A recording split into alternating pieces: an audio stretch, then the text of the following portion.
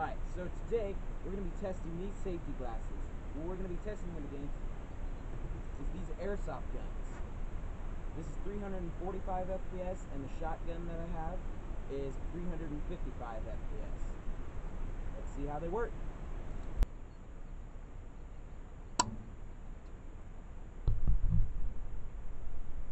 Nothing happened.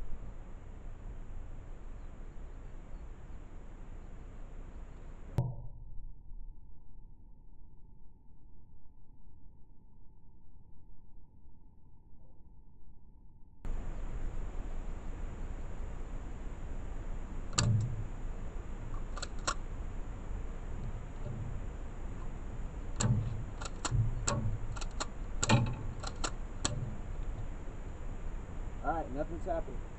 So we have this 355 FPS shotgun right here, and pops up on it and everything. And we have that 345 FPS pistol, Smith & Wesson, and didn't do anything to the glasses. They're still alright. Everything's fine. And that's how you test safety glasses.